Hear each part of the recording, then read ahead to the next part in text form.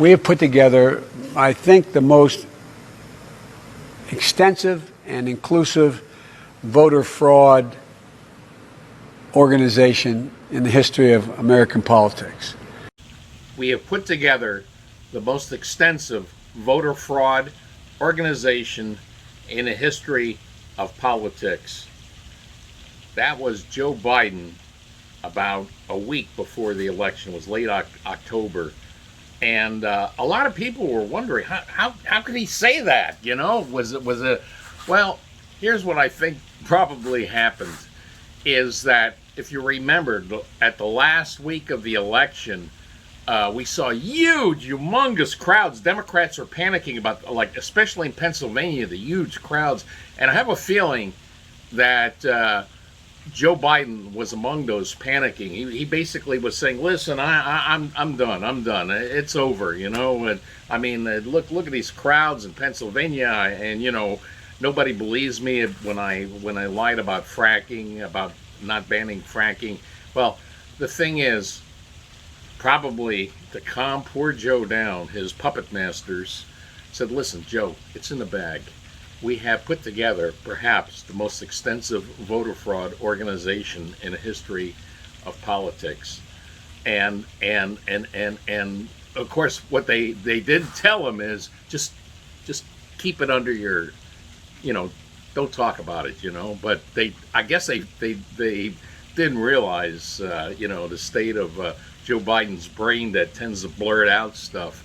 An example was when he openly bragged a few years ago about withholding American aid to Ukraine unless they fired the prosecutor that was investigating the corrupt company his son was getting monthly payments from. So that's what happened. Joe Biden's, you know, actually parts of his brain was taken out years ago in an operation. So that's what happened. But getting back to this whole election fraud issue and the election in general, I think now it's starting to shape up as like a two-pronged effort. One prong, this is what Alan Dershowitz was talking about, which should be a fruit, is to challenge the constitutionality of the elections in the various states, especially Georgia, Pennsylvania, where they changed the rules in a big way without the permission from the state legislature, which according to the Constitution, they're the ones that have the authority. Also, there's matters of equal protection in Michigan and Wisconsin. So that's one prong. That looks like it's good. Now, here's what happens. Supreme Court could say, if they say, "Hey, you didn't follow the rules, so you know this election isn't valid," what happens then? Then it goes to the state legislatures. But then you're going to get a hue and cry, like, "You can't go against the will of people, how dare you, blah, blah, blah." Well, this is where the second prong comes in. I call it the easy peasy prong. Right now they're trying to, you know, look into Dominion voting systems, and they're looking into, you know, the software, the algorithms. Problem with that is, a lot of that software algorithms, you know what, that goes over the heads of a lot of people. You know what's easy to understand? Very easy. Signature verification. Just verify. Just look at the signatures on the ballots, and they can prove. Now, especially in Pennsylvania, you know, we're not talking about hundreds of ballots or thousands. I think we're talking here, really, seriously, hundreds of thousands of ballots in which the signatures won't match. So that will give the legislatures, make it much easier for them either to certify the electors for Trump or not certify. Now, I'm not sure whether they can just not certify electors. That I'm not 100% on.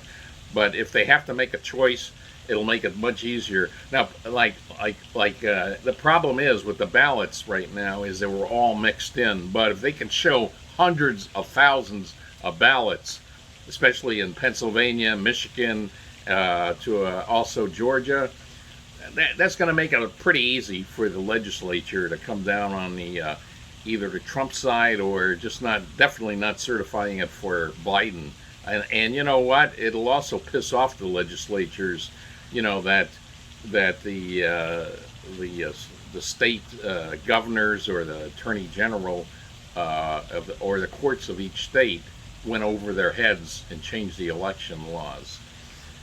Also one thing that's sure to piss off, I'm talking about Pennsylvania, is, hey, Pennsylvania, they had the opportunity, Dominion voting systems had the opportunity to meet with the state legislative committee last Friday, and they bugged out and they lawyered up. So please, is that for all these people claiming there's no fraud, are those the actions of a party that's not engaged in fraud, that's got clean consciences? Please. Also, I noticed that the Dominion spokesman on TV, on Fox, the questions were like, did you commit fraud? No. Can your machines be hacked? No. Oh, and by the way, on that latter, Scott Adams yesterday, he said that the Dominion spokesman said that the Dominion spokesman was, and by the way, not a Dominion employee, a Dominion spokesman, just hired to be a public speaker for Dominion. He said that he was either lying or just plain stupid, because as he pointed out, Scott Adams had a good point. Remember when Twitter was hacked not too long ago? So if Twitter, with all this technical people there, if they can get hacked, I think Dominion, it's not too far out of the imagination that Dominion can be hacked. However, that evidence as far as software, algorithms, whether they were hacked or not, that's for future, for history, just to, so we can be tougher on our election laws in the future. Right now, the thing is to convince the state legislators and the public that there was a lot of mischief involved. And the easiest way, really, is verify it. Signature verification. Just verify that those signatures are valid or not. What do you think? Hundreds of thousands of hundreds of thousands of ballots, maybe 500,000 show up in the middle of the night without any observers, which is required. And in the middle of, why in the middle of the night? They couldn't wait till the next day. No, it was in the middle of the night. Shows up. Please. Now here's the thing. How are the Democrats acting? Let's assume, I know it's a funny assumption, but let's assume that the election really was on the level. There was no fraud, or maybe just little bits of fraud, not any massive fraud. And they know, hey, all you got to do is check the ballots. You want to check the signatures on the ballots? Go ahead. That'll prove our case. That'll prove that Trump is engaging in conspiracy theory when he says the election was stolen. Go ahead, be our guest, and we'll prove Trump wrong right there. But no, they're doing they're putting up all kinds of roadblocks. Like, please, you can't, don't. They're putting up roadblocks against a full audit of those ballots. Especially on the signatures. They're doing everything they can. Now, why? Is that not the actions of a guilty party? Please.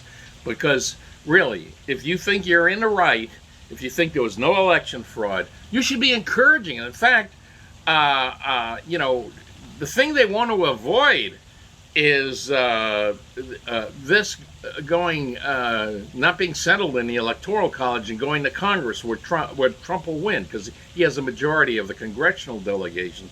You would think that they would be absolutely encouraging an audit of the ballot signatures. Just get it out of the way. You see, we were right, you were wrong.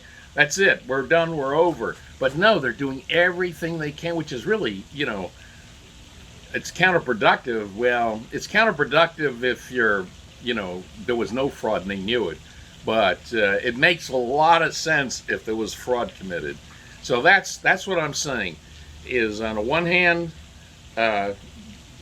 challenge the elections on the constitutional grounds, which is very solid.